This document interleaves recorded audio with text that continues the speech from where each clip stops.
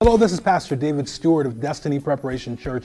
Welcoming you to our program, Road to Destiny, brought to you by Destiny Preparation Church. So happy to have you with us again this weekend here on the program. The program airs every weekend here on Saturdays and Sundays in the local television community. You can also find it, by the way, throughout the week at any time on the internet on our Facebook page or our YouTube channel. Tune us in on Facebook, check out Destiny Preparation Church, that link, and it'll bring you to our Facebook page. You'll find there, amongst other things, this program aired every week. You'll also find there pictures and of other activities and sayings and all kind of things that go on here at the church. You'll see the types of activities that take place, like we're preparing for our church cookout this weekend, and it's going to be an exciting time. All kind of things that happen here you'll see on the Facebook page. You want to see how people connect, other things about the church and some of the things that we're doing, some of the changes that are taking place. Come and check out our Facebook page. Also, you can check out on our YouTube channel all the history of sermons and programs. For example, I've been sharing with you now for the past 5 weeks on this series of The Perfect Church. And you can go back and see the previous weeks of this series by going to the YouTube channel. That way you can catch up, connect up, see all the different points that were made, how they fit together, and grow together with us right in your own home. But I encourage you not just to stop there. Get enough to know that this is a place you want to be, and then come on out and join us. I know, you might want to be more comfortable. You feel at home. You may not necessarily like crowds, particularly people you don't know, but I want to tell you this, it's a good group. We're not going to bite you. We're going to actually love on you, be very friendly to you, not too crazy, but fun and crazy enough. You will enjoy yourselves here and you will grow here. More importantly, not only do you have the fellowship of other believers, but you have the presence of God. There's something about being in the house of God when we're having service, when His presence comes in, when we start praying, when we start worshiping. Man, there's nothing like it that you're going to find at home. You've got to come and experience it for yourself. So I encourage you, in fact, I challenge you just one time to come and join us live here in our services. We meet here every Sunday at 11:30 a.m. You're invited to come and join us here for our main service. We also have childcare for the younger children, so you can bring your whole family. They'll be taken care of. You can come and receive something great and powerful in your life. We also have services that take place during the week. During the month of August, we've been doing something a little special, meeting here for prayer at 6:30 as we normally do. We're going out into the community for outreach. So we got some special things going on. You can go with us if you like as well. If you want to go share with somebody about the church, or perhaps have an opportunity to share with them about God, or perhaps maybe they won't want to talk about it, that's okay too. We'll go on, but we're touching this community this month, and we invite you to come and be a part of it here on Wednesdays. Prayer takes place here on Wednesdays at 6:30 p.m. It also takes place by phone on Saturdays at 8 a.m.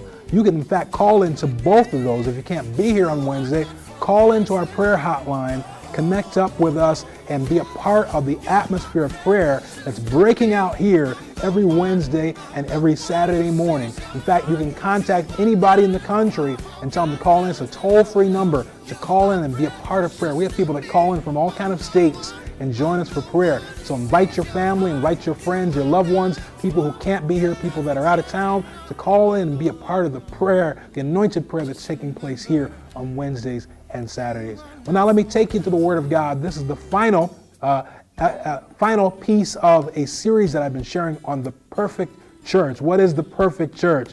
Talking about the church that God has ordained for us to do and to be. We've talked about a variety of different aspects of the church that God has created in us, and this week we're going to finalize this by talking about the church at work. We are to be a working church. We're not here just to sit down and just to hear.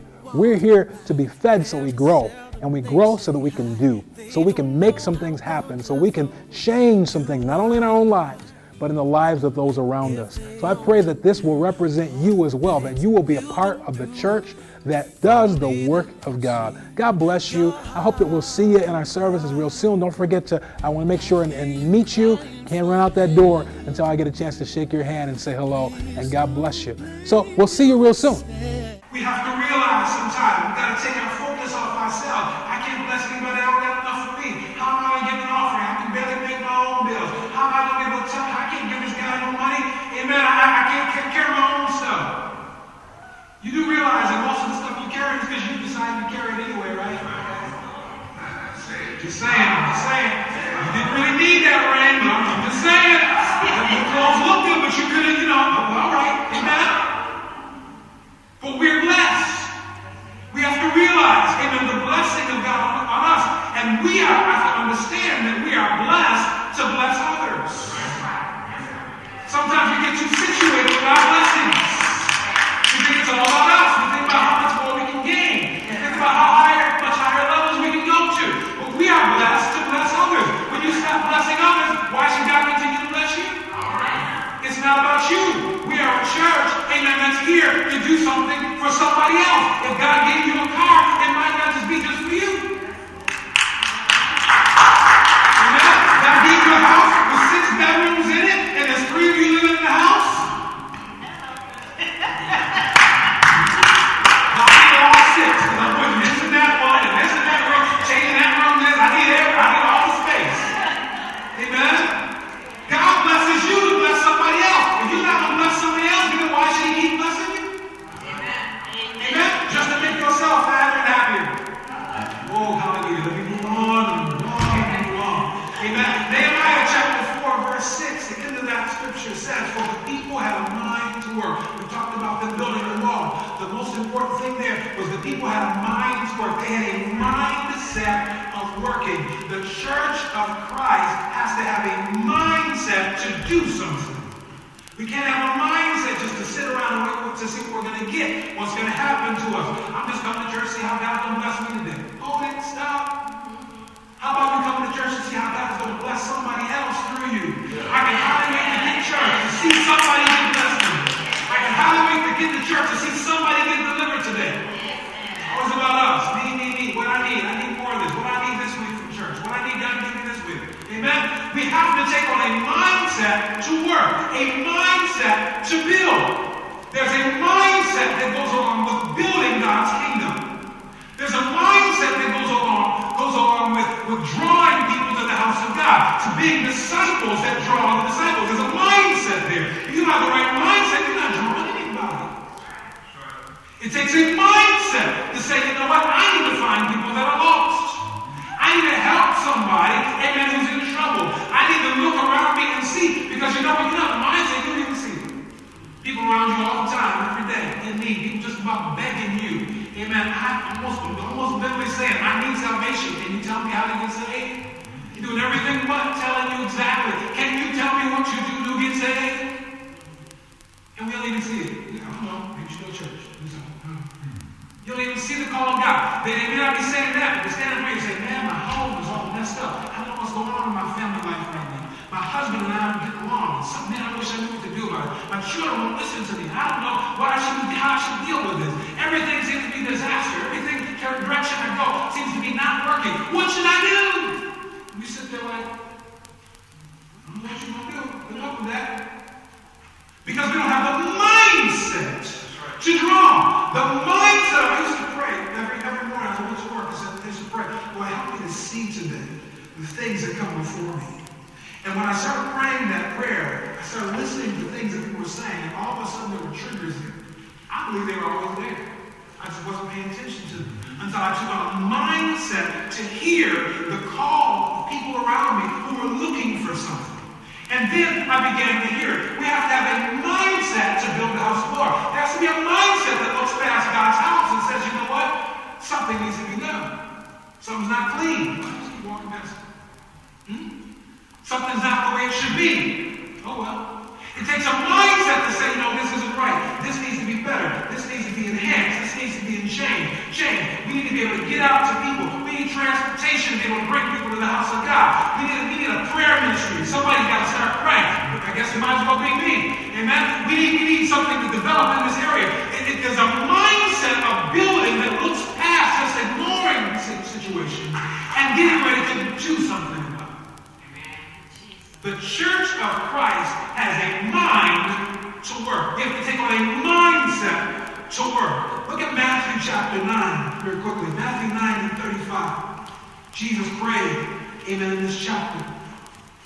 Jesus was serving and working and laboring and doing everything he could do. days and evenings he was out laying hands, doing miracles, praying. The more he did, the more people came. The more he stretched out to people, the more he ministered, the more people that came to be ministered to. It became a little overwhelming. In Matthew 9 and 35, it says that Jesus went about all the cities and villages, teaching in their synagogues and preaching the gospel of the kingdom and healing every sickness and every disease among the people. He was working.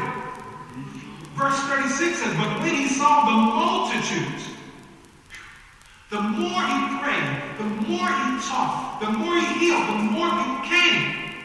When he saw the multitudes, he was moved with compassion on them. I imagine at some point he realized, I can't touch all these people. There's too many. All these people in need out here, I cannot reach them all physically by myself. He saw the multitudes, he was moved with compassion because they fainted and were scattered abroad as sheep having no shepherd. What to do? I can't reach them all. Verse 37, then saith he unto his disciples, the harvest truly is plenteous, but the laborers are few. There's not enough laborers. Saints of God, right now today, there aren't enough of us to reach all the people out there that are in need of something from God. There's not enough of us in here. There are so many. You know, we look around and say, I don't see anybody. I don't know who to talk to. I don't know who to invite. I'm telling you right now, you're passing by people each and every day.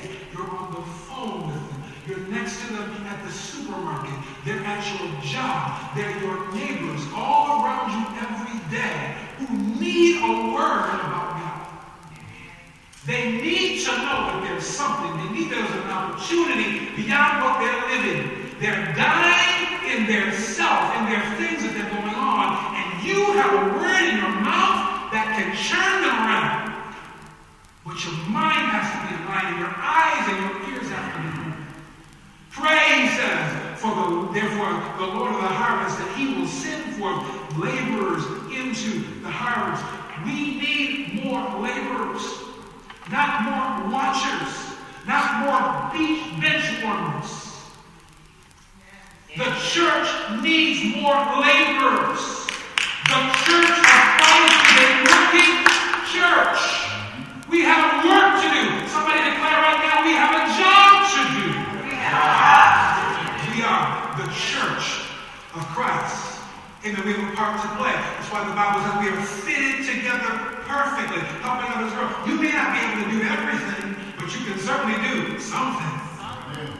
Because inside of you, there's a gift that God has given you. So there's certainly something you can do. You're doing it now, you're just not doing it for God. That's right. Everybody is doing something. Yes. Amen? The question is, are you doing it to give the glory to God? He says these pieces are to be fitted together perfectly, joined together, so that we can help others to grow. That's what we saw in Ephesians 4 and 16. God's church works to improve itself, and it works to improve others. It shows them the way by demonstration and by initiative. We demonstrate, we show them what it looks like. We show them what it looks like when times are bad. We show them what the church of Christ looks like when situations are troubling, when things are going on that are outside of our control. We show them what situations look like on the good days and on the bad days. And then by initiative, we take initiative to step in and cause things to change rather than just watching them. Rather than just watching the homeless, we come up with ways to help them. Rather than just watching families falling apart, we come up with things to help them. Rather than just watching destruction and self-destruction around us, amen, if it's just a prayer that I can pray for you. If it's a seed that I can give to you, if it's a direction I can put you, if it's some experience that I've had that I can share with you, whatever I have, amen. That's why Paul, Peter, and James, when they came, amen, to the synagogue, when they saw the blind man, they said, silver and gold have enough. You don't have to have every gift. I don't have silver, I don't have gold to give you, but you know what? I got something such as I have, I give to you. I've got Jesus. In the name of Jesus Christ, rise up and walk. This is the gift I have. I have the gift to be able to believe with you for healing your body. Right. We all have gifts. You just got to be willing to share some of them. instead of building them up as our own personal treasures. Amen. We read, amen, a couple weeks ago from Luke chapter 4 and 18. I'm not going to go there for time's sake, but Luke 4 and 18, the purpose of Christ, God's objective, which is our objective as a church. There are 6 things that we shared there. He said, the Spirit of the Lord has come upon me and has called me to, number 1, preach the good news. We are here as a church to preach the good news. This is our job, to preach the good news. We have a job to share with people the promise of salvation, the hope for something greater than what we're dealing with right now. How many people you know are ready to give up? How many young people you know are so depressed or ready to commit suicide? They need to know there's hope. Yes. Somebody's got to share with them that there is something more. That we're just watching them go by the wayside. We need to preach the good news. First of all, to our own children. In our own household. Let them understand, amen, that there's a promise of God for something better if we will serve Him. Raise them up that way. We need to preach it to our children's friends. Amen. How many of y'all got friends and your kids coming over and they live in all kind of craziness? And we just send them back away. Just go away. Don't mess with my child. Amen? Perhaps you need to help them see. Why don't you invite them to come to church? Just a thought, just sharing, just a little thought, suggestion there. Amen? You think they're that crazy? Bring them to the house of God. Amen. Just a suggestion. Amen? Instead of sending them away and pushing them away, help them to find something better. If a child is growing up in a house full of drugs, and a house full of cursing and craziness, and in a single family house or a house where everybody's against themselves and they're made to feel low and like nothing, why don't you bring them to someplace better? How do you expect them to do better when that's all they have to get? We're working church. We're called to preach the gospel, to tell somebody the good news. You can talk to a husband that's ready to quit on his wife. You can talk to a wife, amen, that's frustrated with the children. You can talk, amen, to family members, to neighbors, to cousins, to uncles, to aunts. You can talk to the drug addict. You can talk to the one that's so binged out on alcohol that you can barely find them on a day that they're sober. If you can't do anything else, you can certainly invite them to come here. And more importantly, you can give them your own testimony of what God has done for you. Because it's your testimony of what God has done for you that's going to compel them to try something new. Number 2, we are to heal the brokenhearted, those that are emotionally crushed. There are people around you every day who are emotionally just spent, gone, burnt out, numb, aren't feeling anymore because it hurts too much to feel. They have detached themselves from emotion. We are called, amen, we get to the doctor, we get to the therapist, psychiatrist. You know what? Guess what? We are called, amen, to heal the brokenhearted. Christ is the ultimate healer of the brokenhearted. Christ is the person that helps give someone identity and purpose again and value and realize that they're not somebody else's doormat. We have the calling. We have what is needed to help somebody turn their life around and realize something greater than what they've been going through. Emotionally crushed people need to know that God still sees something beautiful in them. I was watching something on television the other day, and it was, part of it was had this prostitute in it. This woman was a prostitute, and she was looking in the mirror, and she was saying to herself, "You are beautiful. You are special." Prostitute, trying to find something still inside of her that's pure, because she realizes that the life that she's living is breaking her down, and everybody's telling her by the actions and by the way they treat her that she's worth nothing but a couple dollars. And here she is struggling. See, I don't know how, when you see things on the outside, we don't know what struggles people are going on the inside. Trying to find a purpose for all. Because if you can't find purpose, you might as well. We have the answer that puts it all back in perspective. Even though your life has been dirty, God still sees you as beautiful. He has a calling in your life to take you to make something greater out of you.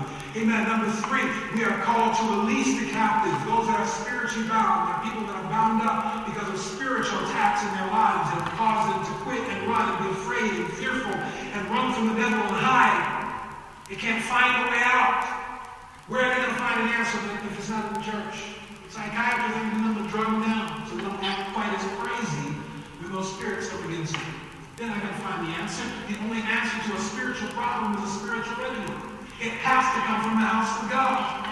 We have to be able to speak and declare and proclaim the power of God, amen, in order to resist, amen, that the attacks of the enemy. Number 4, sight to the blind, those that are physically ailing. The church has a calling to healing. By his stripes we are healed. Call for the elders of the church, and they will pray, lay hands on you, anoint with oil, and you shall rise up from your bed of affliction. We have a calling to healing. Amen. We just have to start believing in it. Number 5, the liberty to those who are bruised, those who are hurt and hindered, sidelined, on the side, ready to give up, ready to quit, signed out, checked out. I'm not fighting anymore. I'm not getting in the way anymore. I'm just quitting. I'm just going to stay over on the side and live my life. You know how many people have run from the church and just run to the sidelines because they don't want to be in the way? They don't want the attacks. They don't have to deal with arguments. They don't deal with frustration. They don't deal with conflict. Even the devil has seated in amongst us. We're supposed to be helping to find liberty in those groups. There is a hope. There is an opportunity. There is a promise. There is something real. I know you've seen a lot of unreal stuff. I know you've seen a lot of false stuff. I know you've seen a lot of people pretending to be. But you need to understand, forget about what pretends to be. There is still a real God. There is still true power. There is still authority. There is still grace from God. We have to set those that are bruised at liberty. And number 6, to proclaim the acceptable year of the Lord. To declare that now is the time, the hour that God is getting ready to move. We, the church, have a purpose. We have a wall to build. But we have to have a mind to do it. God needs us to be his body. He needs us to be a church at work.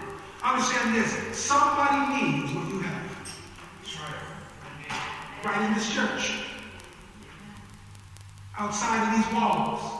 Somebody needs what you have. And as long as you're just holding on to it for yourself, somebody is missing out because you're not sharing what God has given to you. So you have to be willing to give up some of what you have. You're going to bless somebody else.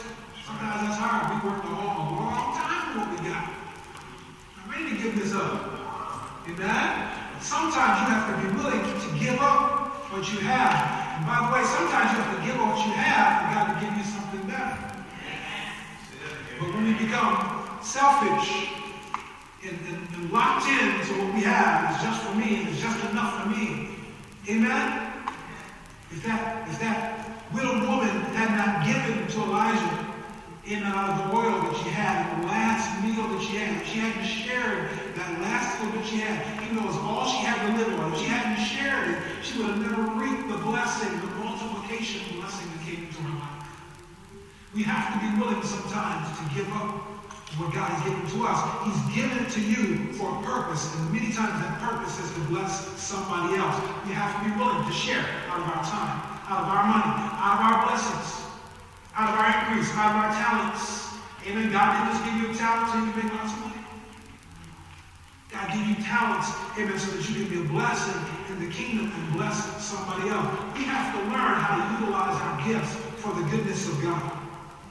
Let God develop your gifts and see, and then let him use them for his glory.